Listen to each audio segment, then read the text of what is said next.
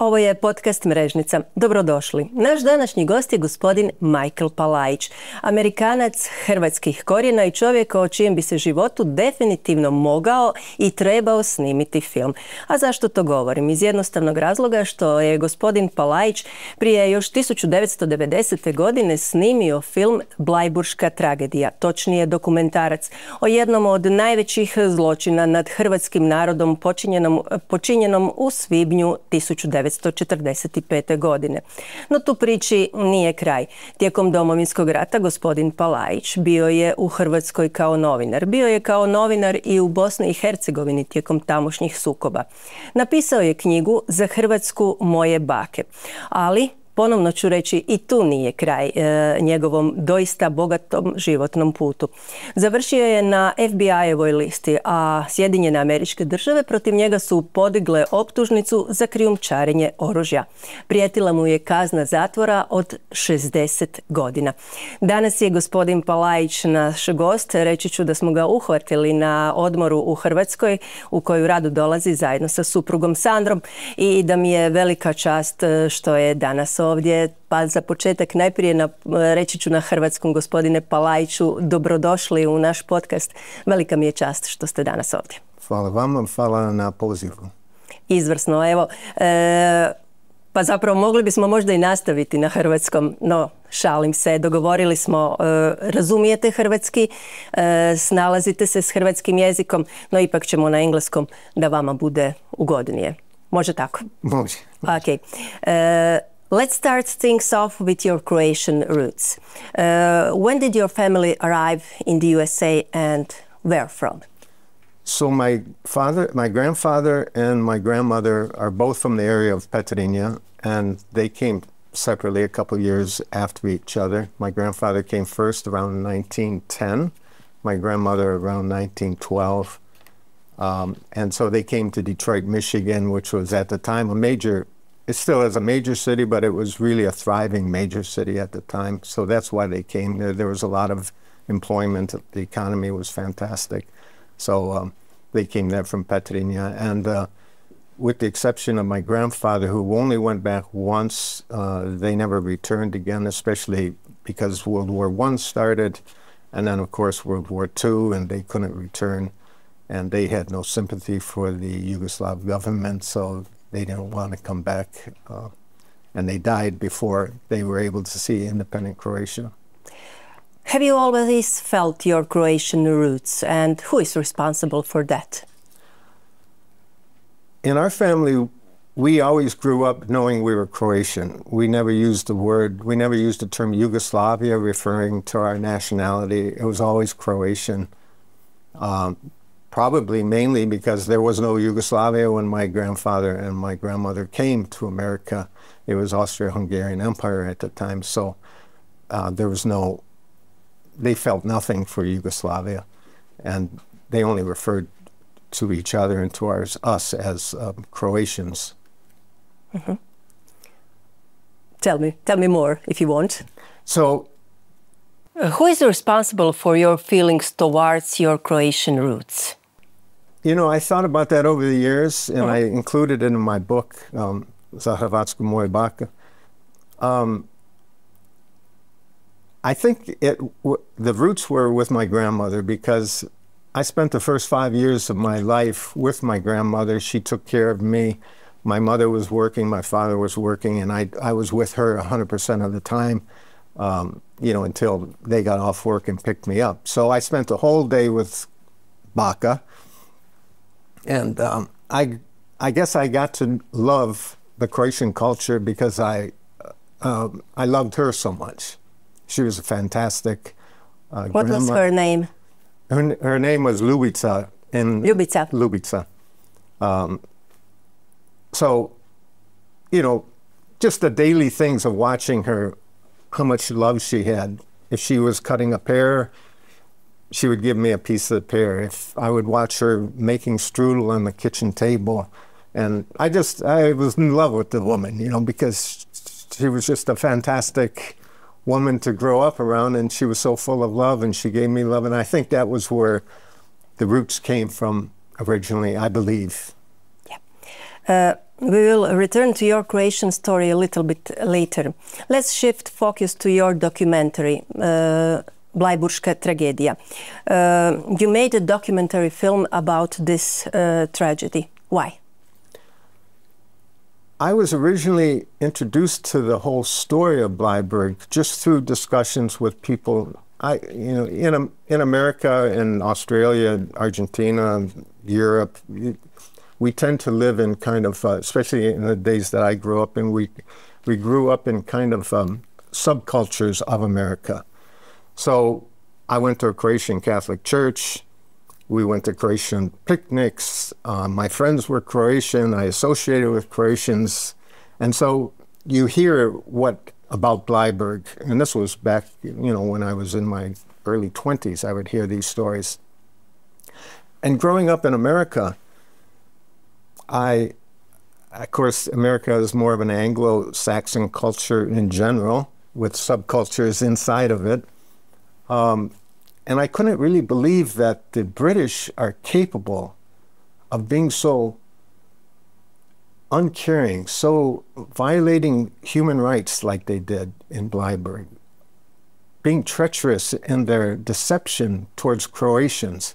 And I grew up with this idea that it can't be possible. So I had to really do my research on my own. I read Operation Slaughterhouse. That was the first book I read about Bleiburg by Pretzela, and I forgot the other author's name. And it just kind of shook me. But I could also see that there were some survivors of Bleiburg that I know about, and there were becoming fewer and fewer of them, and they were getting older and older. And I thought, why can't we do something similar to what the Jewish people did with the Jewish Holocaust, and document the stories of these people, these individuals that witnessed Bleiburg, and get it on film, get it on, videotape, and document it so that it is there for as long as the film exists. And thank God I did that, because so many people that I interviewed back then survived. I mean, didn't survive. They died shortly afterwards. So that was my basic idea, just to get these individuals on videotape. As we got closer to the war in 91, I'm talking about probably 1989, 88, I could see that Croatia was moving towards independence. For me, it was a foregone conclusion that it was going to happen, that it was going to ask for independence, that it was going to have to fight for independence if they wanted it. And I saw a relationship between what happened in 1945 with losing independence and freedom and military with what would happen if Croatia, once they declared independence in 1991, what would happen. And I believed 100% that the same thing would happen in whenever the end of the war came, 1995, or whenever the end of the war came, if Croatia had given up and lost the fight, there would have been mass slaughter just like there was after World War II. So I wanted to use the film as a vehicle to tell people, especially political leadership like Tudjman, and at the time Paraga was a leadership, Gotovac, and various people, Šušak, how important it was to win the war. If you're going to start it, you can't lose, and you can't give up, because you'll be butchered either way. So it was very important. And so I thought that the film was a good motivation for people to understand, at least from my point of view, what was going to happen if they didn't win the war. You spoke to those who survived or the massacre, or who managed to escape. What did they tell you? Well, each of the individuals have their own story. So, but one thing that was common is that they all witnessed massacre. They witnessed like bloodthirsty massacre, and sometimes you can't explain how these partisans would treat the Croatian soldiers. And the closer they got into or farther away from the border with Austria, the more bloodthirsty the partisans would get, including women who were very bloodthirsty in the way they attacked people with knives, for example. And they took pleasure from it. That was the strange thing. Pure evil. I don't know how else you could describe it. The hatred and the pure evil that they had, and the way they were killing people, the way they enjoyed it.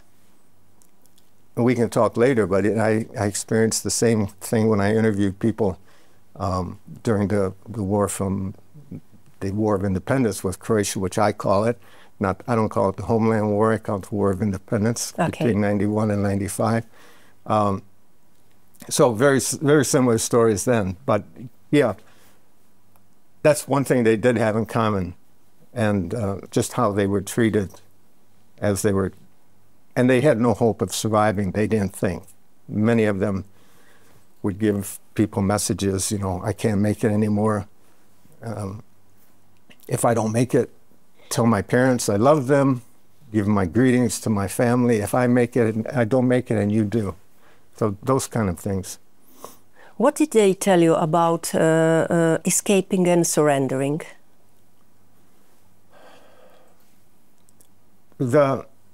I would often ask people how long the column was that was escaping. I don't even like to use the word escaping, because Croatian, from all of the people that I talked to, the Croatians did not lose any battles, major battles with the partisans during World War II. They weren't escaping the partisans. They were going towards the British in hopes of surrendering so that they didn't have to fight the British in addition to the partisans. They could have easily fought the partisans, according to all the people that I interviewed. But it wasn't that they were running from the partisans. They were running towards Bleiburga to surrender to the British. So I'm sorry, I forgot what the original... what did they tell you about escaping and surrendering?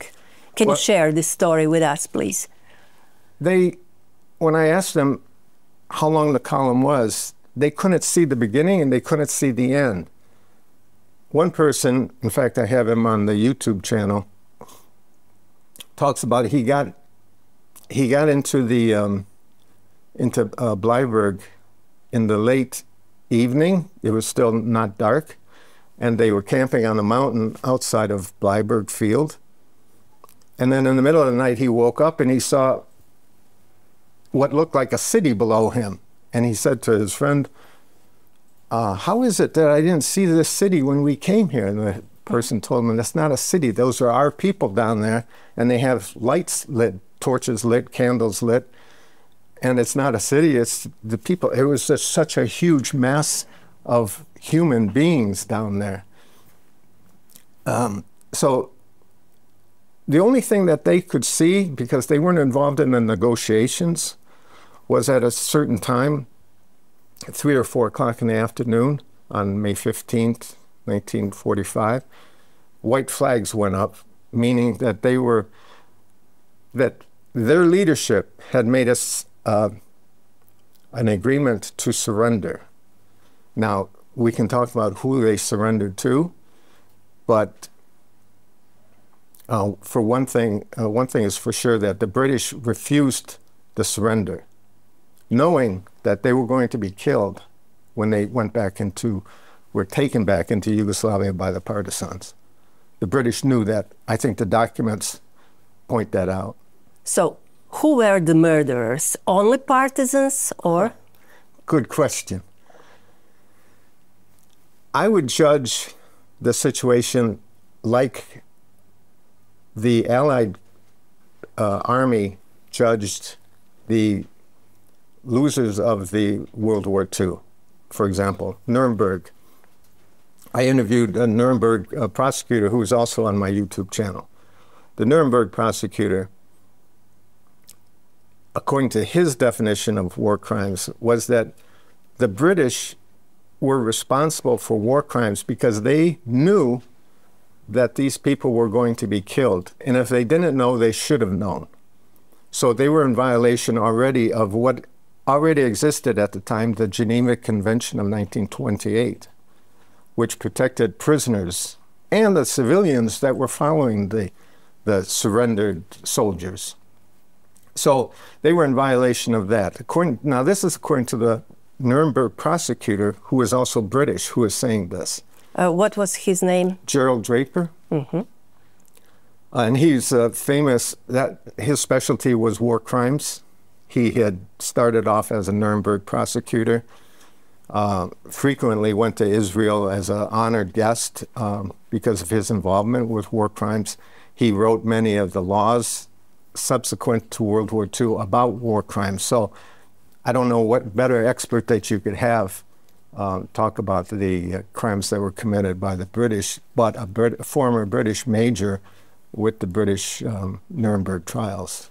How did you manage to get them to share their story with you? Well, I was already doing the interviews with various Croatian eyewitnesses, survivors, and I went to Toronto, Canada, because Nikolai Tolstoy was going to be there speaking at one event with the Croatian people.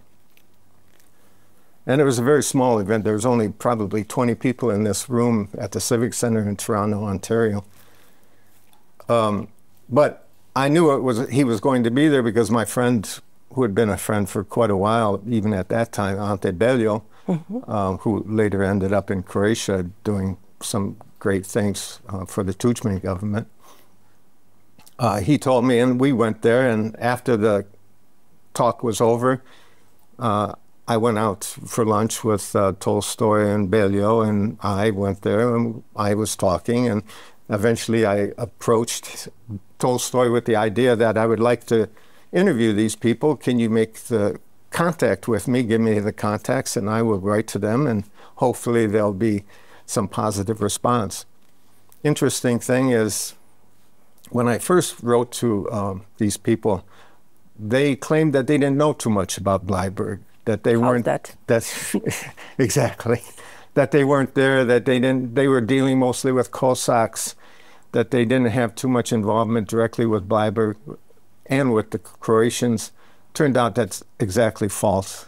And I think that because I was American, with the American accent, I wasn't coming from a position that they thought was pro-Croatian, let's say, mm-hmm. that they thought I would be more neutral. And it's a little difficult to be neutral when your people have been butchered. Of course. So, please go on. So I finally did get permission from these people. They gave me directions to their home, and I went to visit each one of them, and I discovered that they knew much more about Bleiburg and the repatriations of Croatians and others. There were Serbs and Slovenians also. Yes, I wanted to ask you, besides the Croats, who were the other people there in Bleiburg? In Bleiburg itself, mostly like 99% were Croatians. Right. There were some Germans that mm-hmm. were in the group too, but most of the ones in Bleiburg were all Croatian people, mm-hmm. from the either Croatian civilians, again, 500,000 Croatian civilians according to the British documents that I found in the archives in London, and 200,000 soldiers. So altogether, disarmed soldiers. Disarmed soldiers. They were eventually disarmed soldiers, that's right. What was the most interesting thing that you found? The most interesting thing about Bleiburg? Yes, and about the British role in this story. Well, yeah. Well, that's a good question, thank you. Bleiburg in itself is a very terrible story. The story of deception, the story of refusing protection to 500,000 women and children that asked for protection of the British government. 200,000 Croatian soldiers who had surrendered their arms to the British, thinking that they were going to get protection from the British. That was bad enough. And then you learn there's an additional situation where an officer, an intelligence officer named Captain Nicholson, Nigel Nicholson, was involved with it. And that was a very well-constructed method of deception, telling these Croatian soldiers that there were some Croatian soldiers that made it into the area after Bleiburg, between May 17, let's say, and June, the end of June. There were Croatian soldiers that had filtered up that weren't part of the original column in Bleiburg. And there's estimated about 25 to 30,000 of these Croatian soldiers, and civilians too. The British developed this lie, and they admitted it as lie. When I interviewed Nigel Nicholson, who was an intelligence officer who was spreading this deception to the soldiers and to the people, if you just get on these trains, cattle cars actually is what they were, just like they used going to Auschwitz, get on them, and we will take you to Italy. So these people voluntarily, they didn't want to go to Yugoslavia. They knew they had to surrender to the British somehow, so they got on voluntarily onto these trains, onto the cattle cars. And the estimates are, the documents that I found were between 60 and 80 people per car. Not even enough room to sit down. They would close the door, and then once the door was closed, they would put locks on the outside of the doors. And these people thought that they were going to Italy. They didn't realize that they were going to Yugoslavia because, again, the British made an agreement with the partisans to stay out of sight. Don't let these people know that you're watching them. Stay out of the view of these Croatians on the trains. The trains would go, and they would go to Rosenbach, on the Rosenbach side of the border, the tunnel. And it was only then, when they got to the tunnel, the train stopped, that the partisans took over the train and took control of the train. And then the people saw through the slats in the wood from the cattle cars that these red stars on their hats.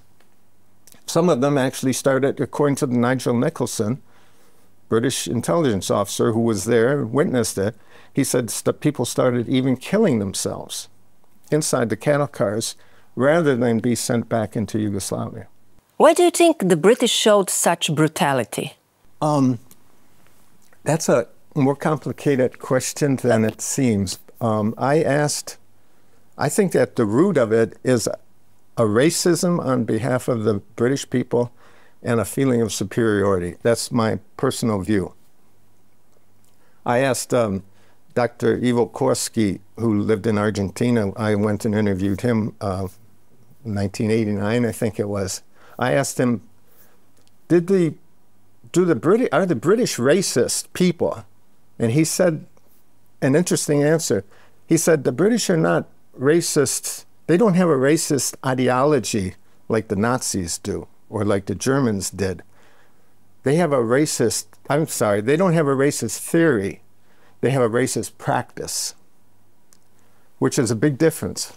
If you look what the British did in Northern Ireland, what they did in China, what they did in India, in Pakistan, even in Palestine, they do seem, and I asked this of a British general, I asked the British general, are the racists, do they have this racist tendency in their souls? And he admitted that, I suppose most British feel superior. And for those people that were in Bleiburg, for them, they were just Slavs.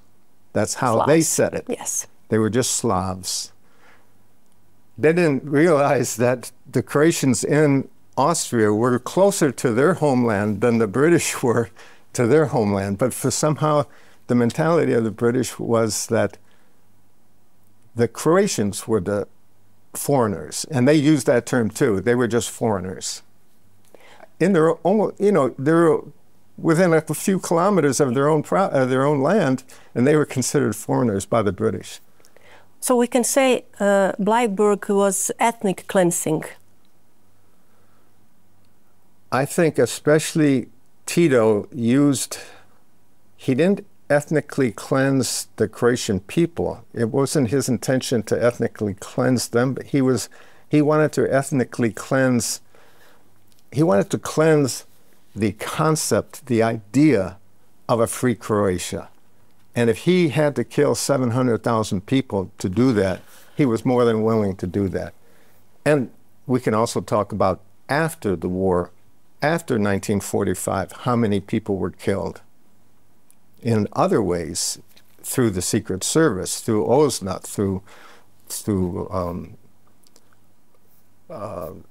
through their different policies of getting people to come to the office. If you want, I can get into this story. Several times I heard this story that somebody was given, this was after 45, this is even up to 1950, people were given an envelope delivered to their home. The envelope was sealed and it says, do not open. Take this, for example, to Karlovac, take this to, and Bojkovac was there in Karlovac, take this to this office, and I believe it was the, I'm losing my line now, but I believe it was, they were told to deliver it to a specific building. They're left with a dilemma. Do I open it to find out what's inside the envelope? If I do that, then they'll know I opened it. If I don't, I won't know what's inside. So many people took the envelope, most people, presented it to OSNA office. They opened it up, and inside it said, kill this person immediately. That's where they would take them to places like Jazovka, for example, by truck. Of course. So, Mr. Palaich, what is the objective data? How many people were killed in the Bleiburg massacre? People talk about the numbers of victims. Some reduce that number, some do the opposite. My answer to that has always been, I have no idea. There's a way to come to a general idea of what that number would be, and that is using demographics. I'm not an expert in demographics, but and maybe this is a good point to talk about the book that's coming out by my friend Dr. Ante Čuvalo about Bleiburg, where they're using the transcripts from my British interviews with these soldiers and putting it into both English and Croatian so that people can read exactly what these British officers said. In his foreword for the book, he talks about a professor who is an expert in demographics who has done some research on demographics, and he has an idea of how, based on the population before the war, the population after the war, approximately how many people were killed as a result of Bleiburg. I can only say that you would think that if there were a lot of survivors, that there would be many more survivors who ended up in America, Canada, Australia, Argentina. There weren't. There were very few. I had to travel actually to 4 different continents to find these survivors. There were so few. Yes, I understand, but no one was ever charged for those crimes. That's tragedy. The closest person that was ever charged, to my understanding, is Bojkovac. He was indicted at one point, I think, and then somehow through technicalities, the case was dismissed. But he's the only one that came close to that. So for, you can talk about since 1945 until 1991, people in Croatia were walking, and still today, I guess, in places like Vukovar, you're walking down the street with people who were formerly killing you and killing your people. In fact, I have a story in the book about one person who was from Karlovac area, who I knew somebody that witnessed him killing these Croatians in Jazovka, shooting them back in the back of the head. But he shot so many people in the back of the head and dumped them into the hole in Jazovka, so many people, that the gun would overheat. And after the gun overheated, he would take a hammer and smash the back of their head, the skull, and then throw them into the pit. That person that did that fled to Canada, where he lived in a place called Mississauga, Canada, just outside of Toronto. And he was there among the Croatian people at picnics, lamb roasts, like he was one of them. Is he still alive? I don't think he's alive now, but his name, the name that was given to me, was Smichiklas, which I guess is a common name for this area. Yes, in Karlovac area, right. But you mentioned Tito. You mentioned Tito. What responsibility did Tito have, and what evidence did you find? The evidence that I found on Tito, because basically that wasn't my focus on finding guilt about Tito. It seemed obvious to me that there was enough. If the partisans, he was in charge of the partisans. He was the so-called marshal. I think Thompson has another name for him that he uses. If he was the marshal at the time in charge of all the partisans, then he certainly knew what was going on. And if he wanted to stop it, he could have stopped it. But I think that the documents that I did find say that he was announcing on the radio that the extermination of these enemies of our people are underway now, and they will soon be concluded. That was a statement from him. Now again, Gerald Draper says that it's he and the partisans that took part in the killing were guilty of war crimes, crimes against humanity, crimes against the peace, and they could have been charged with war crimes easily. This is a former prosecutor at Nuremberg who's saying this, not me. But what moved you the most in this research? What shocked you? About the Bleiburg? Yes. I would have to say how,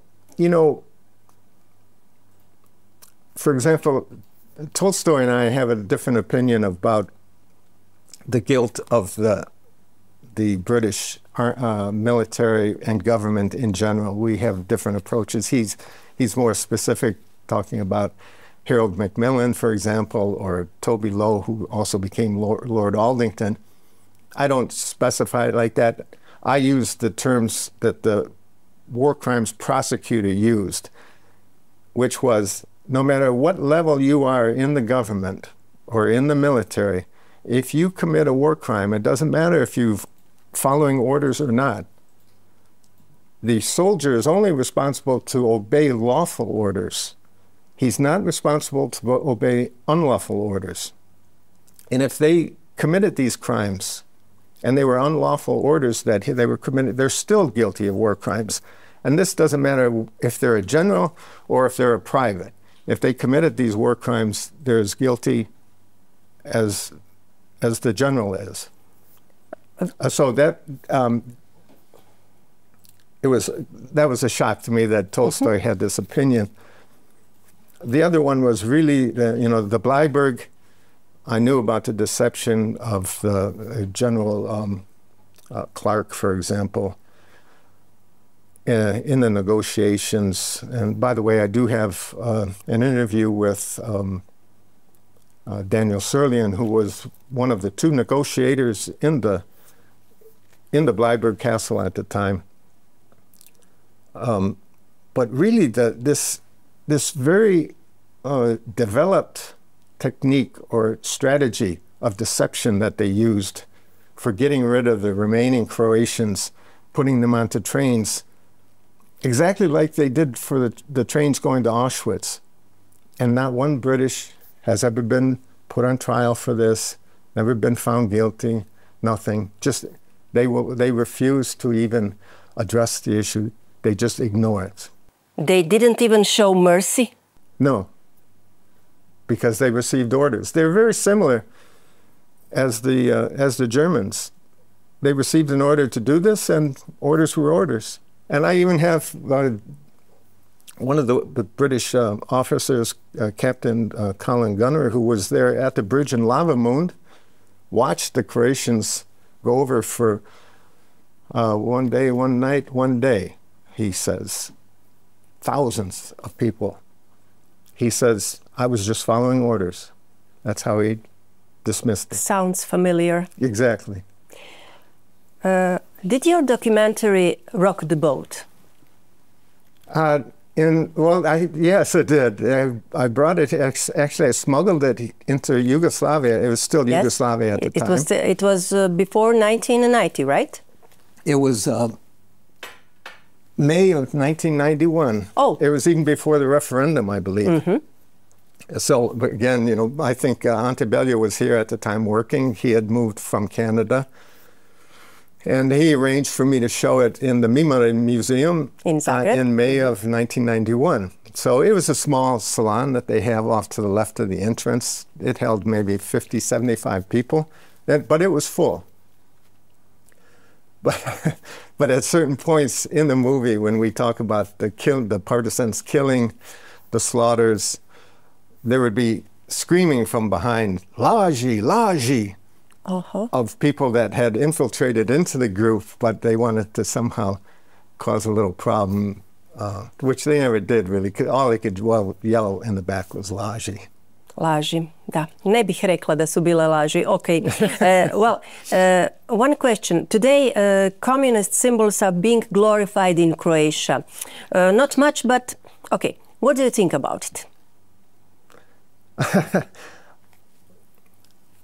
Okay, as somebody who grew up anti-communist, as somebody who came here during the war from 1991 to 95, who was being shot at by people who were carrying that flag, wearing that red star, calling the Croatian soldiers who were fighting for independence Ustaše,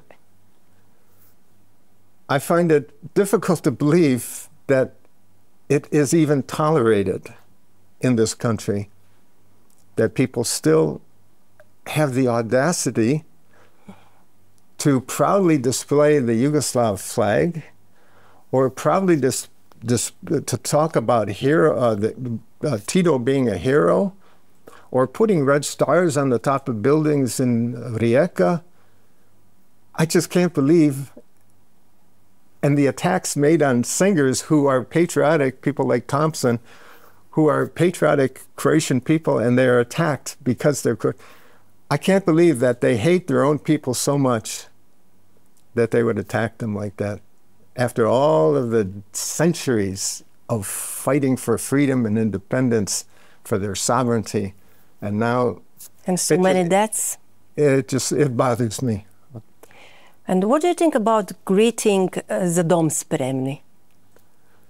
I think Za dom spremni, the historical term, I heard it many times during the war, 91 to 95. I heard many times. Nobody ever condemned those people for yelling that when they were being protected by those people. They would go to the front. I mean, I spent a lot of time in Zagreb, and I spent a lot of time in Doboslav Barga's office at the Starčević Dome by the Glavni Kolodvor. And I was there with those guys, and many times when they were going to the front, they would yell, Za dom spremni. Now, one person complained about that when they were defending them during a war in which, if Croatians would have lost, they knew that they would have been killed, just like they were in Slavonia and Borovo Selo and Vukovar and other places. So it's a distraction in one sense, and in the other sense, I don't understand how they can be so offended by that word, and yet those same people who are offended by a phrase are so quick to put up a Yugoslav flag or to talk about how great the partisans were, or how easy they can say smrt fascisma, how easy they are to say that. And we're all against fascism. I think that I've never met any person living today that is for fascism. They're for sovereignty, they're for independence, but somehow they've construed that to mean fascism, and they're still yelling this slogan that they used during the war and after the war. Well, up until the end of Yugoslavia. Of course. You mentioned Hos and Mr. Dobroslav Paraga. Can you share your story about Hos in your life and about Mr. Paraga with us, please? Well, I first met Paraga in Canada. This was just shortly after he got out of prison for a political prison, and I think he was in Goli otok? Not Goli otok. I think he was in never mind. Yeah, never mind. But he was with Tudjman, and the rest of them were in this political prison. So once he got released, everybody was wondering, where's Paraga? Where's Paraga? Well, I just happened to be in Toronto, Canada at the time, me and some other guys that by this time I had already been kind of recruited into this independence movement of people had been fighting for years before I ever was. And maybe we can talk about that if you'd like. So I met him for the first time there. There were some Slovenian journalists there talking to him. So that's the first time that we met. And then, it was in Canada, right? In Canada, yeah. Okay. And then in May of 1991, when I showed the film for the first time in Mimara, I somehow got in contact with him again. And I went to his home and I showed him the film at his house with his family and everything. Mm-hmm. And so that was in May of 1991, and then I came back in October of 1991 after things had really blown up, literally, I guess. And by that time, he was already he had already taken over the building at Starčević Dome. And so I went in there and talked to him. And after that, I routinely went in there just to have conversations with him and talk to him. And his group wasn't the first one that I wanted to join. I came here in October 1991 with 4 other guys. Two guys were from Sen, Marko Stipaničić, Robert Čačić, Pero Ivčec from Jasar Basko, and then a really good friend of mine, Ante Pranic from Banja Luka. Mm-hmm. So we came here to fight, actually. Okay. And so we came... In October, you said, in October 1991. Yeah. So when we got here, we had also been in contact with these guys that went into Jazovka. I don't know if you had the guest a couple of times here, the Jurčević. Professor Josip Jurčević. He was involved in discovering Jazovka along with 2 other guys. And so I knew these guys again from Canada. We got in touch with them, and it just happened to be that one of the guys, Davor Bukovic, we call him Zhu. Zhu. Okay. Because he has this red hair. And we got in touch with him, and he just happened to be friends with the bodyguard for Tomislav Mirčep. So Mirčep at the time was in the hospital recovering from getting shot. I think he was, I forget exactly where he was when he was shot, but anyway, he was recovering from the wounds in the hospital, and this friend of ours was the bodyguard who was sitting outside the door of the hospital room. And so he made an arrangement for us to go in, the 5 of us to go in and talk to him about joining his group. So we did, and we talked to him for quite a while, and, we got accepted, and he said, come up to where we're at, and this guy will bring you here. So the next day, we're all ready to go. We're all packed. We're ready to be picked up. And it turns out the guy who was the bodyguard was charged with killing a guy outside the train station, the Glavni Kolodvor in Zagreb. and who he said was working for KOS. So we waited. He wasn't coming out of jail. Eventually, my friends got tired of waiting. They ended up going. 2 of them went to Seine, and one of them joined HOS. And he also was very good friends with Palaich, so he joined HOS, and I was kind of left. I was waiting to go with Medichip still. Okay, you wanted to be a part of HOS, but. Well, HOS was after a while, after some period of time went by and I got tired of waiting to get picked up by Medichip because of the guy who was in jail, I then went to HOS, and I had it arranged. Okay. Again, strange things happen. The day that I was going to report there at Starchevich Dome to go in, I had my bag packed. I went there with my bag. It was the exact same day that Palaich got picked up by the special police, and he himself was sitting in jail at that time. So I couldn't, these guys I was supposed to go with, they couldn't take me in unless he officially gave his stamp saying that I was permitted to go. So that fell through. Although I worked with HOS pretty closely. What is your relationship with HOS like today? Oh, to me, they were always good fighters. They were always patriots. Domoljubni, they were willing to die for their country, for their families, for their villages, for their towns. I don't know how anybody can say anything negatively about them. And especially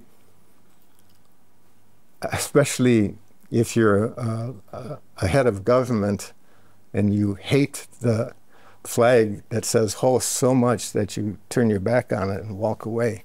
I don't understand. They probably protected you during the war, unless you were somewhere else during the war, in Geneva or something, then maybe you didn't feel that they were protecting you, but... Yes, a little bit hard to understand. But during the Homeland War, you were a journalist, right? Freelancer. Journalist. Journalist. Okay. You worked for the Croatian Ministry of Information from October 1991 to 1993. But you were also a foreign agent, right? For the Ministry of Defense, yeah. Yeah. And I worked... I'm all ear. We worked directly for me and 3 other guys who formed this group worked directly for Gojko Šušak. So we didn't report to anybody except for him, which is kind of a nice position to be in. So that gave us permission to act on behalf of the Croatian military defense anywhere, including the United States, because in the United States you have to register as a foreign agent in order to represent a foreign government. So we were doing that. That gave us permission to act in business for the Croatian government, searching out for different various items that might be used in Croatia during a war. Anything, really, from, guns to uniforms, for example, or helmets, or bulletproof vests, or anything. But it also gave us authorization to act in information or propaganda, let's say, for lack of a better term, for the Croatian government in the United States. Mm-hmm. So as a result of that, I guess, 93, even though eventually I was indicted in 1996 for transferring military equipment to Croatia during the war without a permit, without authorization, in violation of the arms embargo against Yugoslavia at the time. So you were accused of arms smuggling, right? In the USA? Yes. 1996. 1996, they finally charged me Yes. But they had been following me. And for example, in 1992, they raided my home. The federal agents, American federal agents, raided my home, looking for documents, money, weapons, anything that I might have in my home. So they raided. They had quite a few people. At 6 o'clock in the morning, they came in and searched my house. And what was your sin? My sin was, I guess, because I had been arrested in Germany for smuggling, they say smuggling weapons into European Union in violation of some law. That's what they said. That's what initiated the whole process that allowed them to come to my house and search the house. And where did those weapons end up? Well, the weapons that they caught me with in Germany, there's other things that ended up coming through the borders. I can even talk about that if you'd like. And we can talk a little about Antun Kikash and how he kind of messed things up a little bit for us when they had to close the Zagreb airport, because we were bringing a lot of things in through the airport. And after he came with an airplane full of these things, they shut the airport and they ruined everything. So that prevented us from doing a lot of this stuff. But the reason I was caught in Germany is because the airport was closed, and I was coming here with my own personal weapon to fight. The weapons weren't for, I didn't smuggle those weapons for smuggling purposes. I brought them in to use myself, including some night vision equipment, but it was for personal use. So when I was arrested in Germany, that started everything going. They started following me more and more. They ended up for 5 years going through my garbage all the time, looking for documents, looking for any scraps of evidence that they could use against me, tapping my telephones,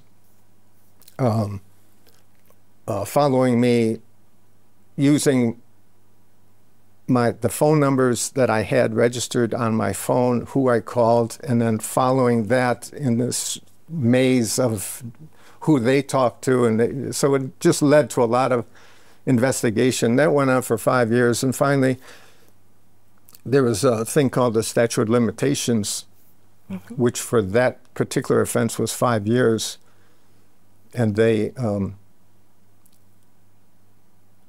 I had 12 days left or 13 days left before the statute of limitations ran out. After that point, they couldn't indict me. So 12 days before, they indicted me. Then I looked at another 2.5 years of going to trial, court proceedings, motions to dismiss, motions to have evidence destroyed. Then, if I can talk about a little bit of... Please do. In that 2.5 year period, the prosecutor in America came to me and they said, look, you're looking at 10 years per charge. You have 6 charges. You're looking at possible 60 years in prison if they do it consecutive. And I felt that they would have done it consecutive, not concurrent. So they had a choice between doing 10 years, just rolling all those 6 charges into one charge for 10 years, or if they really wanted to, they could make it 60 years. And I believed that they wanted to do 60 years because long before the war in Croatia ever started, I was involved in other things with the Croatian independence movement.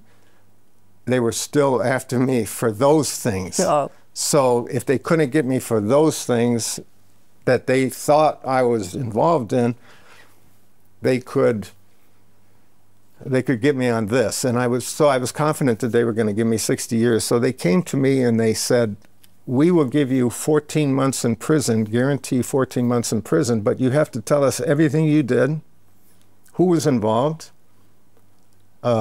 individuals who were involved, how you did it, what you did, who supplied the money, everything. And I said, I'm not going to do it. I'll take my chances with 60 years in prison. Because these were, a lot of these were friends of mine, friends that I considered brothers, my kids still call them uncle. Their kids call me uncle. It was a very close relationship that we had. And I wasn't going to then... One of the people that I protected by not talking was a multimillionaire who's still living today, I think. Maybe until today, he doesn't know I protected him from himself. Is he a Croat or? He's a Croatian, yeah. Okay, Croatian. And have you ever thought, is Croatia worth it?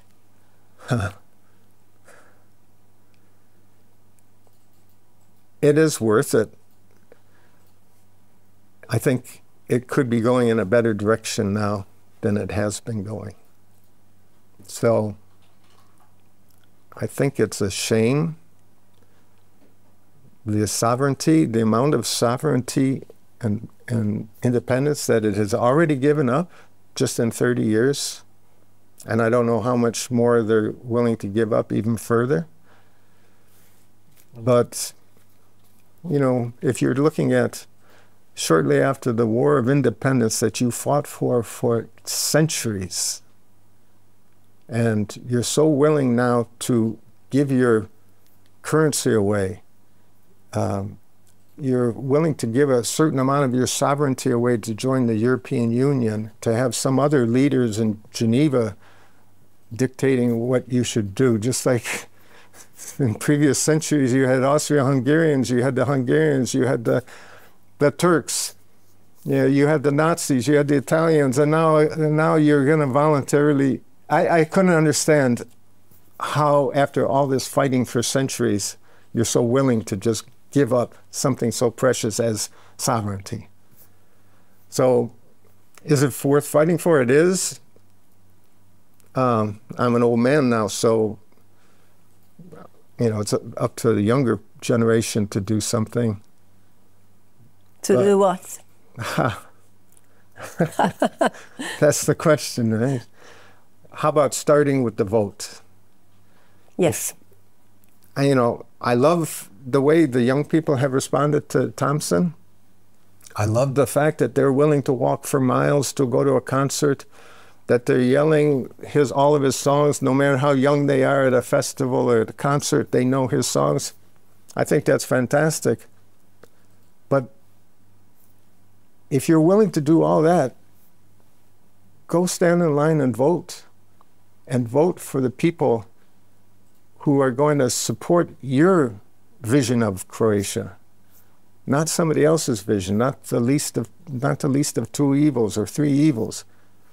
Vote according to what your heart is telling you for the sovereignty of your country. So that would be what I would hope that they would start, just vote for the right people. Mr. Palaich, just to clarify your indictment, the federal prosecutor dropped the charges against you, and after that the federal judge agreed and dismissed all charges. Who was responsible for that? Who was responsible for that? I'm glad you brought me back to that question, because I really, every year my wife and I, we go to Mirogoj and we visit the grave of Gojko Šušak, who was responsible really for saving me from 60 years in prison. I totally give him credit for that. If you want, I can tell you the story about how that came about. It's kind of an unbelievable story, but he was friends with William Perry, who was the Minister of Defense for America. Kind of friends, working friends, let's say. But I think Perry had a lot of respect for Šušak.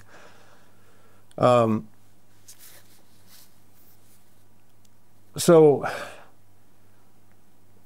I had been working behind the scenes with various people that I knew in the Croatian government still, some of them working with the intelligence agencies in Croatia, trying to get them to do something. And what I really was hoping that they could do is, at least when the Germans arrested me in Germany with these weapons, they confiscated them and they had them in some kind of a vault waiting to send back to America, where they would use them for my trial. One of the first things I wanted to happen was for those weapons to disappear. I didn't want that evidence to go back to America, because without the evidence, it would be a much more difficult trial, especially because the weapons that they confiscated me with were even illegal in the United States. So they were machine guns, basically, that I had converted from a single-fire semi-automatic to a full automatic, which was illegal in the United States. So I wanted that destroyed. So that was the first thing. And the second thing, if they could do anything to work behind the scenes with the American government to get the case dismissed. And then at some point, things got very quiet. My communications dropped off with Croatia. Nobody was responding to me anymore. Because you were in trouble, of course. Well, that's what I thought. Okay. I thought it was because I was in trouble. What I didn't know is they were already working behind the scenes, and they will never admit to that. I think the American government and Croatian government will never admit to that. I was only told this. For one thing, I have documents from Germany that says that the German intelligence requested those weapons so that they could use them in some kind of a demonstration. During that period, they got lost. According to the German intelligence, lost. That's right. So that was that. Those got lost. And then I thought things had just disappeared. What I didn't know is that they were working behind the scenes to actually get the case dismissed. And Gojko Šušak was very big in that, because I know the person. I don't want to say too much, because he just recently, he was working for the Croatian government at the time. He was involved with going to Šušak and telling him the whole story of how the weapons happened to be confiscated, or what the story was. And I believe, I'm just trying to be careful with names now, because Take your there's time. Still some people who are still around that were involved in that. I understand you completely. They're high in leadership, let's put it that way, in addition to Gojko Šušak. And so Šušak had a conversation with William Peary. And then shortly after that, and I forgot exactly when it was, I think it was October of 1996, the case, I get a phone call from my lawyer, and they say, I don't know what happened, but your case is being dismissed by the prosecutor, federal prosecutor. I sensed what was happening, but I didn't know for sure. I still didn't know for sure. It wasn't until I came to Croatia. During a couple of years, that period of time when I was being investigated, or when I was indicted, 2.5 years, I couldn't travel to Croatia. As soon as I got my passport back and I was allowed to come to Croatia, I came and I talked to this individual who was working for the government, who was responsible for talking to Šušak. He told me the whole story. In fact, part of the story was that he told me that he himself, and he worked for one of the intelligence agencies, and he himself was being followed by another office intelligence agency. I think it was SIS at the time, was following him. And he asked the guy, what are you following me around for? You know, I know you're following me. Why are you following me? What's going on? And they said, it's not about you, but it's about Michael Palaich. We want to find out what the connection is. And so they were following him, hoping to get a connection of me, and trying to understand what my connection was with this guy that was working with intelligence. So we can say you became the enemy of Croatia. In what sense? In a sense that intelligence, intelligence like SIS. Oh no, I'm sorry. No? I gave you the wrong idea. It wasn't that SIS was the CIA asked SIS to find out what the connection was. So maybe people don't know, and maybe I shouldn't even be talking, but the CIA actually was training Croatian intelligence at the time of independence. They were here on the ground, And Croatian government ended up kicking one of these CIA guys out of the country, persona non grata, because of other things he was involved in that the Croatian government didn't like. He was a Croatian guy, by the way, born in Croatia, was in the Vietnam War. During the Vietnam War, ended up with special forces, and then they made him a military attaché. Americans made him a military attaché in Zagreb, and he was doing some nefarious things that he shouldn't have been doing, and he got kicked out. Well, he was one of the CIA trainers for the Croatian intelligence. What a story. So anyway, there was a close relationship between Croatian intelligence and CIA. So if CIA asked somebody from CIS to do it, wasn't because I was an enemy of CIS. It was that CIA wanted to find more information out about me. Tell me more about you. Right, but just one second, I would like to go back to your Croatian roots and to your granny, Ljubica. You wrote this book za Hrvatsku moje bake. Svjedočanstvo o rođenju države. Evo sada ću samo ću na hrvatskom reći, dakle sjajna stvar. Knjiga je izdana na hrvatskom jeziku i svjedočanstvo jednog Hrvata, kako kaže knjiga, američkog Hrvata treće generacije koji se priključio pokretu za slobodu Hrvatske u dobi od 22 godine. Sad, so, my question. Why did you write this book? First, one reason I wrote, there are many reasons, but one of the reasons I wrote is because, after you get a certain age, I'll be 72 shortly, I'm 71 now, and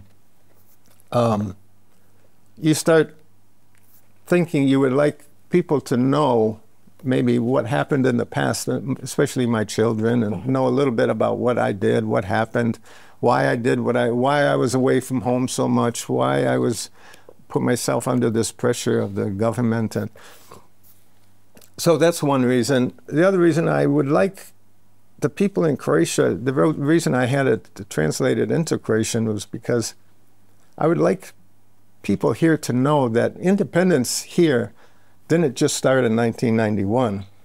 It started decades before that.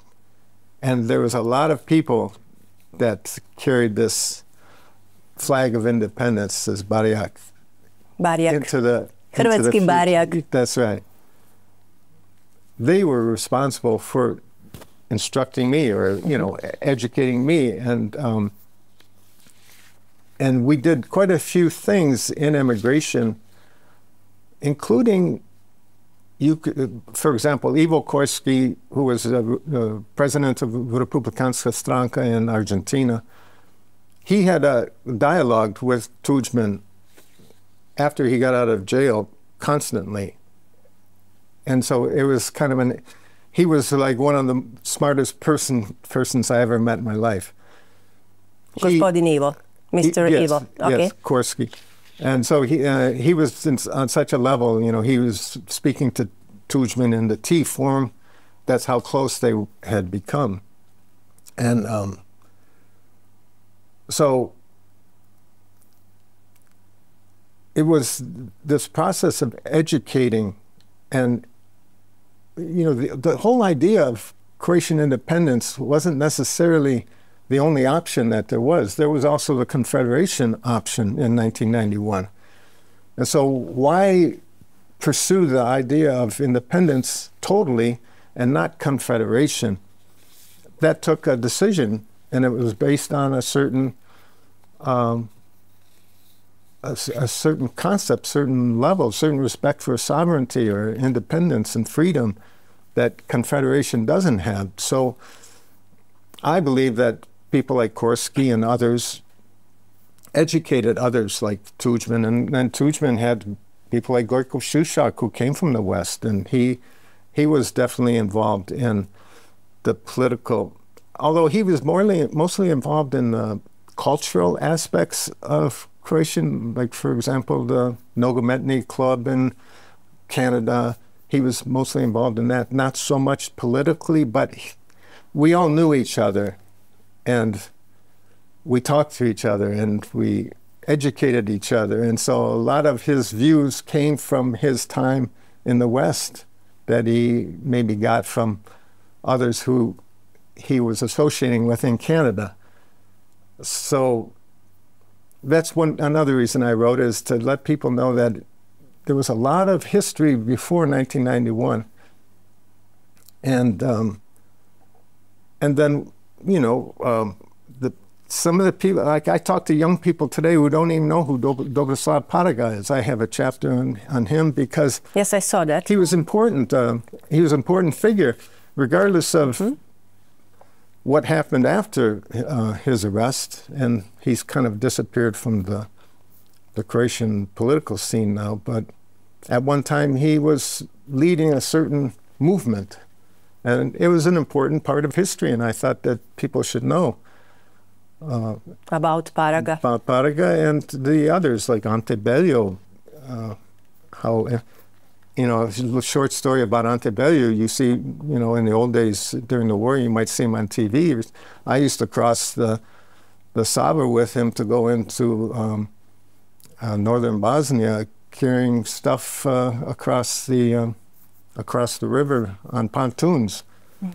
So he was involved in other things. I hope he doesn't mind me talking about that now, but... So is this book sort of your revenge? I hope not, you know. Okay. I hope it was done for a love, explaining to Croatian people in Croatia that we in America or Argentina or in Australia or Canada or you know, Europe, Germany, although we live in a different place and we mingle in our workplace, and we go to school with, you know, Germans or Americans or Canadians or Australians. We go to school, they're on our streets. Mostly in my time, and a lot of places still, places like Sydney and Argentina and Canada, our friends were Croatian. We were in the Croatian community. We were Croatian churches, Croatian Catholic churches, Croatian clubs, Croatian picnics. You know, we were involved in this subculture as well as the general culture of the country we lived in. And so we're not just like Amerikanci from America. We're not just Amerikanci. We're Croatians who grew up with a love of Croatia, the love of Croatian culture. And, you know, we do have a mix because we live with those other ethnic groups, but we have a love to the country also. Are you a foreigner there, despite being born there? Well, it's funny. It's almost like you read the book, because in the book, I haven't, but in the book I talk about that. Growing up in these countries, like I mentioned, America, Australia, Canada. You're part of the general culture, but you're always a little different. And it doesn't, and not just Croatians, but Italians in America would be the same way. Polish, maybe in the old days, they were the same way. Your friends are a certain nationality, Croatian nationality, let's say, and you are with the Croatian Catholic Church, and you're in the Croatian clubs, and you have all that. So you're there a good portion of your time, and then you go to work, and you're with Americans. I never really fully understood what the American culture is, or I felt strange to, we didn't have too much in common with, I didn't have too much in common with a typical Anglo-American, let's say. I didn't really understand. They have different ways of behaving under certain situations, and culture is how a group of people behave in a specific situation, you know, whether it's a wedding or church or whatever it happens to be, the kind of food that you eat. I don't have anything really in common. So I felt kind of strange there. here in Croatia, of course, I'm just Amerikanci. They don't know anything. They see me. Amerikanac u Hrvatskoj. Amerikanac, yes, sorry. Yeah, and even my wife, who's born here, they refer to her as Amerikanci only because she spent 30 years in America living with me. Da, reći ću samo, sad ću reći na hrvatskom. Imate krasnu suprugu, zove se Sandra i već 30 godina je s vama, živi u Americi. Okay, but this means that you are foreigner when you come to Croatia too. Yeah, I am. Yeah, I am. But somehow I accept it. It's okay. It's okay. I know in my heart what I did. I don't have to brag about it to anybody. But your heart is absolutely 100% Croat. I think so.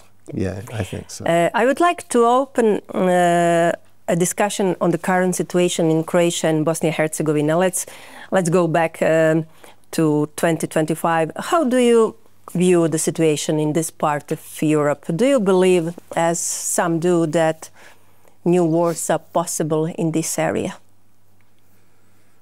I can tell What's you your opinion? My experience during the war, because I was in Sarajevo 2 times during the war, and I flew in there as a journalist, but all of my journalist credentials, at least the second time, were all fake. I created my own journalist company, Pan National News Service.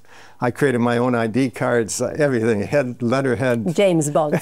I created everything because I wanted to be able to fly into Sarajevo on a UN flight, which I ended up doing. I originally tried to get into Sarajevo by going through Livno, and because I knew the general who was there, he's not a general, I'm sorry, at the time, I think he was a lieutenant. He was from Argentina. His name was Rudolfo Barrios. He was brought from Argentina to train the Croatian soldiers because he was back in Argentina. Another long story, but back in Argentina, he was involved in this attempted coup against President Menem, who was president of Argentina at the time. So the coup failed. He ended up going to, I think, Uruguay to escape because they would have prosecuted him. And then from there, he was brought to Croatia. And I was actually in this house here in Zagreb when he came in. It was an apartment on Ratchkoga. So he came in, he spent a few days there and ended up going down to Split, and then he was picked up to go to Livno to take over for Gotovina. I believe Gotovina was in Livno at the time. Anyway, I went to Livno to try to get in. He dissuaded me from doing that. So I went back to Split, and then I went to the Split Hotel, and there just happens to be somebody from the Foreign Press Bureau there who was working for the Croatian Information Center. And I explained, you know, I'm trying to get into Sarajevo. He says, why don't you just fly in? So I said, fly? How do you fly into Sarajevo? He said, well, all you need is UN press credentials, and you catch a plane right at the airport, and they take you in a C-130, and they drop you in. So that's what I ended up doing. I flew into Sarajevo 2 times. So to make the story shorter, the difference between what Croatia was fighting for in Croatia and what the Bosnians were fighting, Bosnians, I don't want to call them Bosnia and Herzegovina because at the time they weren't working in unison together. Herzegovci were not in unison with the Bosnians in Sarajevo. What struck me was they were fighting for 2 different reasons. Excuse me, the Bosnians were forced to declare independence by the United Nations. I think they were given a deadline of June of 2022. If they did not, 1992. If they didn't declare independence, UN would not recognize them as independent, so they forced them. When I went to different offices, including military offices, I would see still a picture of Tito on the wall. This is in the military barracks in Sarajevo. And that had long, that's one of the first things that went in 1991 was the picture of Tito in all the stores and buildings and offices and everything. Those came down immediately. And I was so shocked to see that they still had the picture of Tito on the wall. So I understood that they were not fighting against communism. They were not fighting for independence because it was forced on them. They were fighting strictly for their survival because of the Serbian aggressions that were perpetrated against them. So although Croatians were fighting also against Serbian aggression, their secondary goal or primary goal was independence from Yugoslavia. Bosnia didn't have that idea. I didn't find. I thought, and I still see today when I go to Sarajevo, that they still kind of have this love of Yugoslavia and Tito. Still today, they're still selling the Yugoslav flag. They're still selling pictures of Tito. So they don't have the same core need as Croatians did at the time anyway for independence. So that's what I do see there. Also in 1992, I believe it was 1992, the British came to Bosnia and they wanted to divide Bosnia into cantons. And that's really, in my view, that's when really the trouble started. Two things happened when they started to divide Bosnia into different cantons. Even talking about it caused the problem. Because before that, there was kind of unified between Croatians and Bosnians, the Muslims and the Catholics. There was some unity. When they started talking about carving up areas and giving some to the Serbs and some to the Muslims and some to the Croats, and then if you look at that map, they didn't share it equally with Croatians. Croatians only had one area that was allowed strictly Croatian. Nothing was shared between the Croatians and the Muslims, although the Muslims shared areas with the Serbians. So if you look at that map, and Vance and Owen, that's a Vance Owen map that he created this concept. The second thing that caused a lot of problem in Bosnia, from my point of view, is when they started to bring mujahideen into the country. And I know this for a fact because I watched them bring mujahideen in. I saw them smuggling mujahideen in from Croatia. They would make their way to Croatia. From Split, they would get picked up by Bosnian military people in civilian clothes and then take them by bus across. Somehow they got across the checkpoint between Croatia and Bosnia. And somehow they made it into Sarajevo. But they caused a big problem because they were killing mercilessly with no concern for women, children, men, anything. It was just a slaughter. That's what they did. They just came in and they started slaughtering. So when they started slaughtering, of course, the Croatians in Herzegovina, that causes a problem when the mujahideen are fighting for the Bosnian military and Croatians are being slaughtered by people who are working with the Bosnian military. It causes a problem, and that's a lot of friction happened, I believe, at that point. Mm-hmm. But there is constant talk that Bosnia and Herzegovina might be the site of new wars. What is your view of all of this? I prefer to talk about only things I know about, and I'm not well versed in that subject. I don't know. I don't have a pulse, my finger on the pulse of what's going on there right now. I know that there are problems, but I don't really have a feel for what the problems are. I do know that the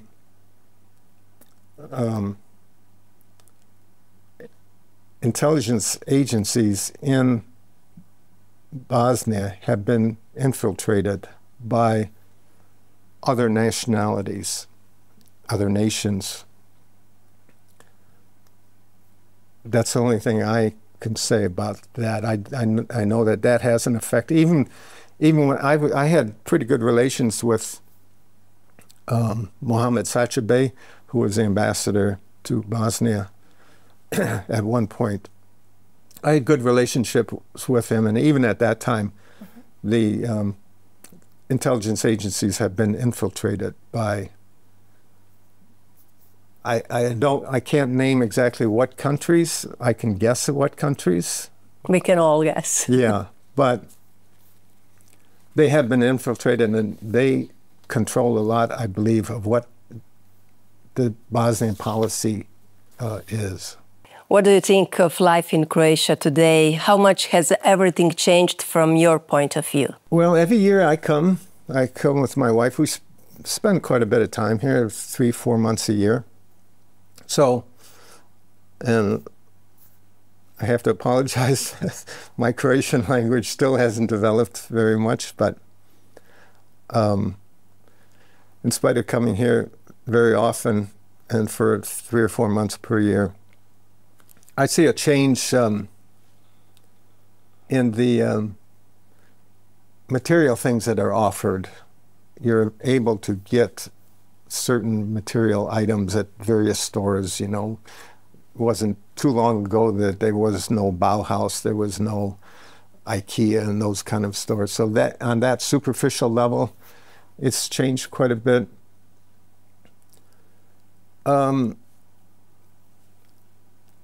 I'm not too happy about how the Dalmatian coast has embraced these concerts, especially when they're brought, you know, they bring in drugs and alcohol and things that are foreign to the Croatian culture. I'm not that happy when I see and hear about those stories in Split or even in Mutur and places like that where you get 10 or 20,000 British tourists who bring drugs and different lifestyle, different culture than Croatian culture. And so I think it kind of diffuses the culture a little bit when they allow this kind of environment. Mm-hmm. But the economy is, you know, the inflation is pretty bad. I don't know how... We all know that. Yeah, I don't know how normal Croatian people survive day to day with the prices like they are. They're difficult for us with American wages, let alone for Croatian wages. And so, I don't know. I hope that the politicians in Croatia will start not looking so much at their political party, but as what's good for their people, and start embracing their people more and their party less, and doing what's right for the, thinking in historical terms, not in the short term, but in historical terms, that they are in a position of power now, authority, I should say, the authority that was given to them by the voters. Mm-hmm. And so do the right thing with that authority and do what's good for your people, not your political party. Is this your message to all of us? If you know, I'm a simple guy. I'm just a normal person, but simple guy, okay. That's my feelings. With simple life. Yeah. Those are my feelings, and I wish that two things, I guess, that the Croatian people would vote with as much enthusiasm as they do have for their soccer teams and for their musical heroes, and then that they would vote, and that the politicians would respect the people that vote for them and do the right thing historically, not for your party, for you. I guess that would be my message. Mr. Palaich, how would you name a movie about your life?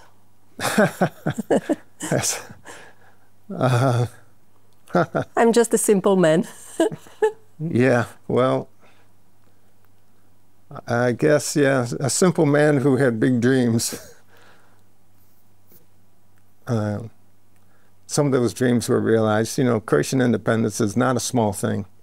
You know, when I saw so many friends work so many years for Croatian independence, and that they never saw that because they died before it happened. But worked, really worked.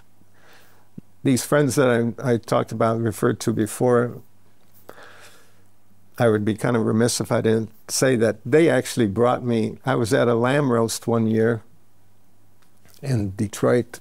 We had, at the church, we had a property there, and every year we'd have a picnic and lambs, and I was there with my uncle and family, and they were Croatian, my family, and I meet these two guys. One was Marko Stipaničić from Sen, and one was Pero Ivčec from Jastrebarsko. These guys, Sen I Jastrebarsko, okay. Yeah. These two guys, I never met anybody with such passion. They were not just desiring Croatian independence, but they were fighting for it. Every day they were fighting, writing letters or sometimes smuggling audio tapes into Croatia that they would plant. They would just take these audio tapes and they would plant them into, let's say, a restroom at a restaurant or something. And somebody would grab it, and they would have the opening 2 minutes would be music, and then the rest of it would be some kind of a political dissertation about why Croatia needs to be free. These are the kind of things, it's only one example, but one of them, Pero Ivčec, ended up burning a Yugoslav flag at the Olympics in Montreal one year in the middle of I think it was a basketball game where Yugoslavia was playing somebody, and he stood out, and those kind of things. They were very active in those kind of ways. So that intensity was attractive to me. And then I was involved with them, and you go through various levels, various degrees of indoctrination or growth, let's say. And eventually, there's a period where they feel you out, where they try to see who you are, what kind of person you are, and then eventually they trust you more and more with more things, which leads to, in the end, you go to war in 1991 in Croatia with weapons that you plan on fighting with. So these are the guys that came here. They not only talked about independence, they not only worked daily. That's all they thought about, these guys. I never saw anybody so passionate, so that was attractive to me. And then, in the process of meeting people like him, I meet other people who, some of them ended up going to prison.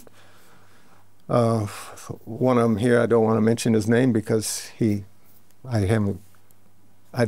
didn't give me permission to use his name, but he spent 10 years in prison for various acts in America, and he lives here in Croatia now. Another one, he spent 20 years in prison, ended up working for one of the intelligence agencies when he got out of prison.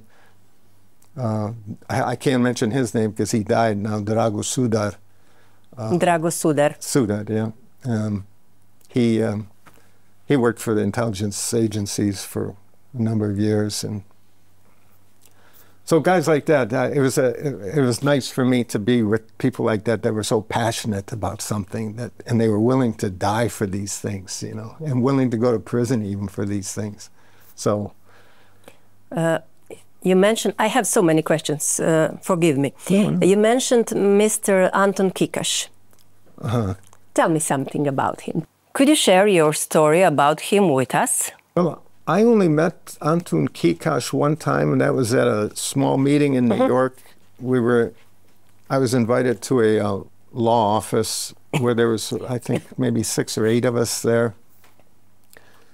And Anton Kikaš was there. That was the first time I met him. And then, I found out a little bit about him.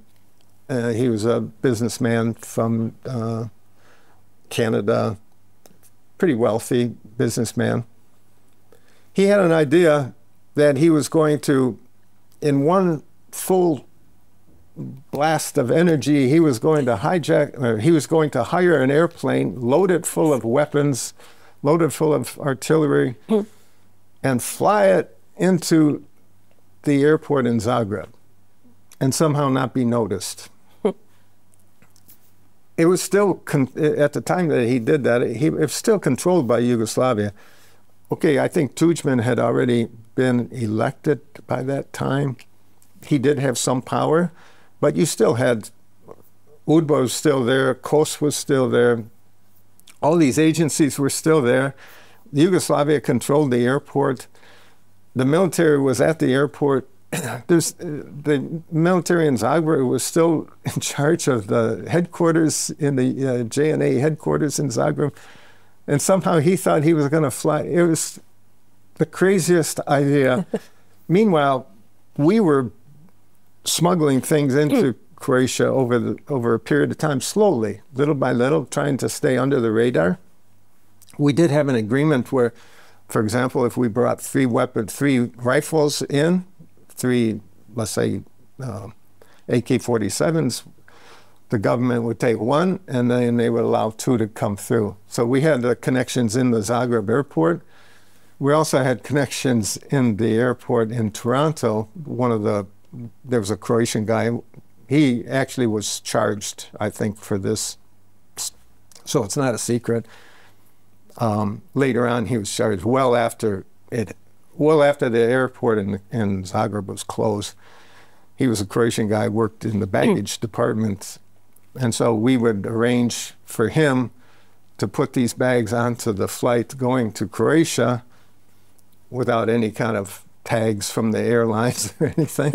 It would be unloaded in Croatia because we had the guys in the Zagreb airport who were taking the bags off, and then they would go, MUP would have somebody here in the Zagreb airport, and MUP would take the bag, split up the weapons, let's say, and then they would be transported.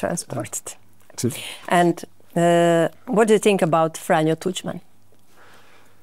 Well, so if you have time, I can go into a little detail with Franjo Tuđman. I met him 3 times. This would be great.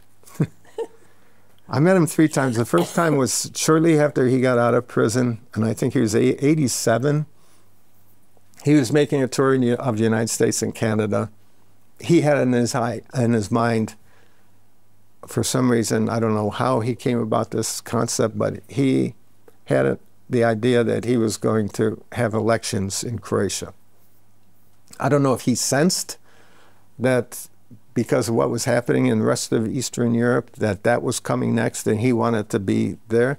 But he was asking, he wasn't even at that time asking for donations. He was just wanting to get to know the community. He wanted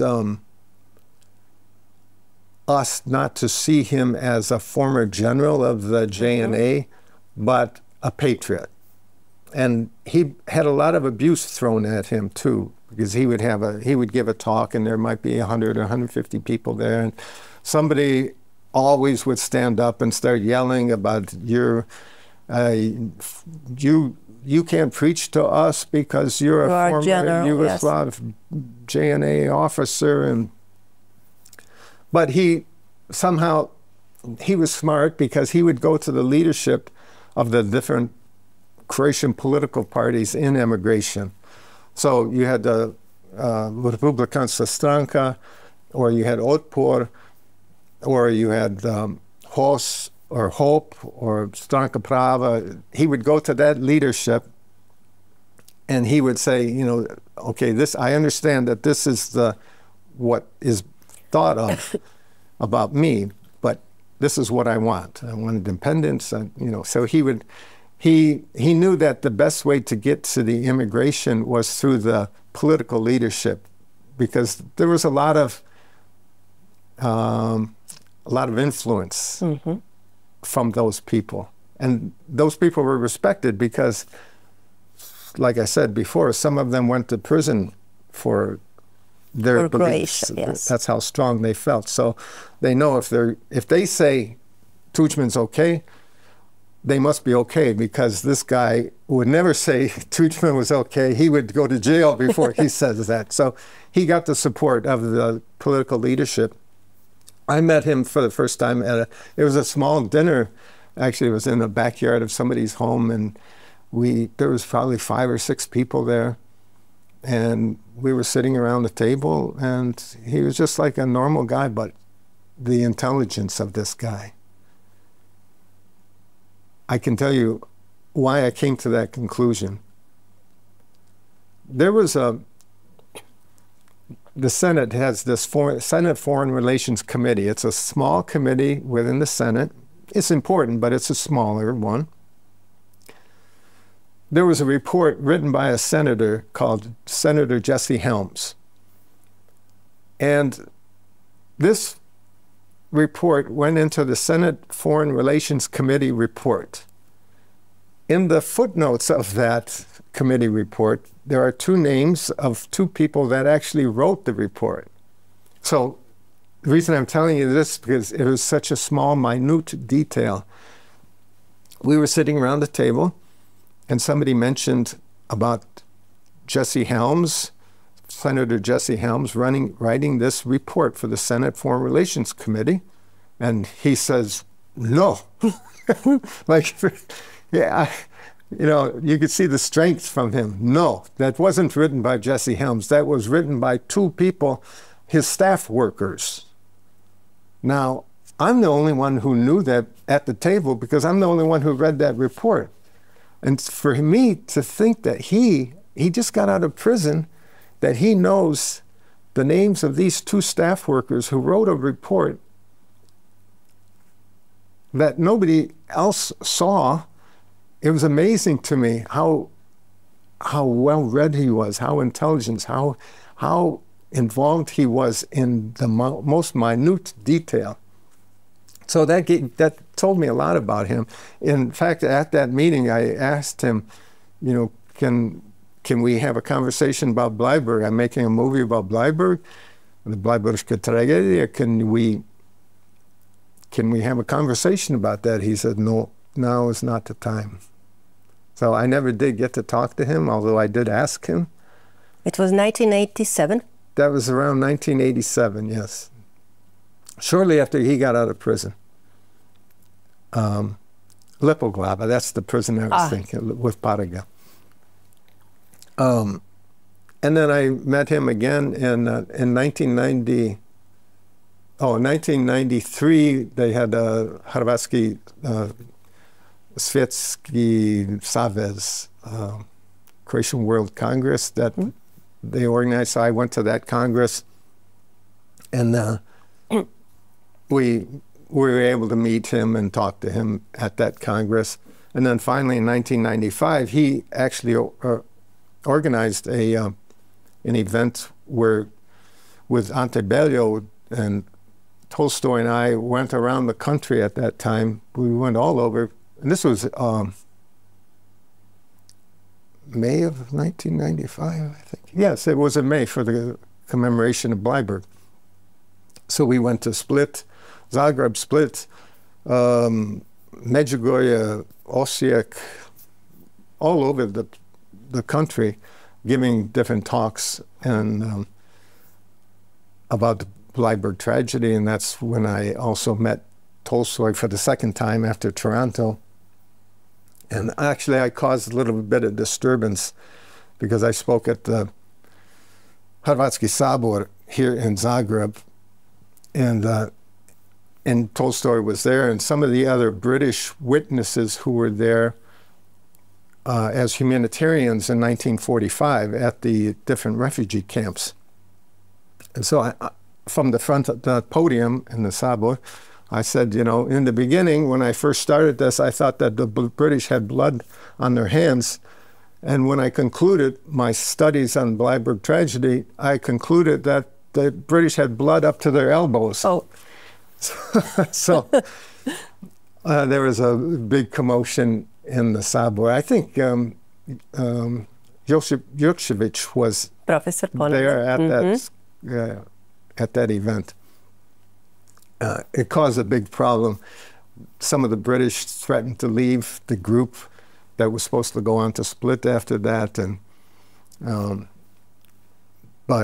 so I did tone it down a little bit. I didn't mention the blood being up to their elbows, but I mentioned everything else that they had been responsible for doing, including naming Nigel Nicholson, who was still alive at the time, as being a war criminal, and he should be charged with war crimes in England, which is not possible, but that's what would have been my dream. Have you ever managed to talk with President Tudjman about Bleiburga tragedija? When I asked him, he didn't want to talk about it. He just said to time. What do you think? Why? I think it was especially in '87. If I would have been caught coming across the border in 1991, even May of 1991, with these suitcases full of the movies, I would have been arrested. It was people were being arrested and put in prison for much less than that. That's right. We had Albanians that we worked with from Kosovo that were arrested and put in prison only for taking part in a demonstration in Washington, D.C., calling for the government to intervene in what was happening in Kosovo. And that's all he was guilty of, and they put him in prison for, finally the American government got him out, but it took him a year and a half. So it was a controversial issue for sure in 1991. It's probably still a controversial issue because you have some of these traitors today in Croatia who refuse to accept the fact that, and I use that word traitors, I know it's a strong word, but they are traitors because they don't even recognize that Croatians suffered in Bleiburg, that they were butchered by the partisans in the Križni put, and even just outside of Bleiburg on the way to Lava Moon, they were killing them. These partisans, former partisans today, refuse to even acknowledge that happened, or that it wasn't the partisans that did it, it was the communists, or somehow they tried to clean up the fact that they butchered these men, women, and children, babies even. The British say that there were babies in their arms that they were killing. So I don't know any other word than say you're a traitor to your people for not accepting that fact. Oh my God. Well, Mr. Palaich, as a first, thank you very much for everything you have done for Croatia, for my homeland and yours. Thank you. That's the most important thing for me to say. And thank you very much for this interview. Wish you all the best. Thank you very much. Thank you for inviting me. And next time, maybe we'll speak in Croatian next time. Okay, but I think this was great. And once again, thank you very, very much. Thank you. It was a pleasure. You made me cry. Bio je ovo gospodin Michael Palaicha i jedna njegova iskrena ispovijest o borbi za Hrvatsku, a čuli ste, nije počela 1991. godine, iako smo te 1991. godine zapravo svi okusili početak Domovinskog rata.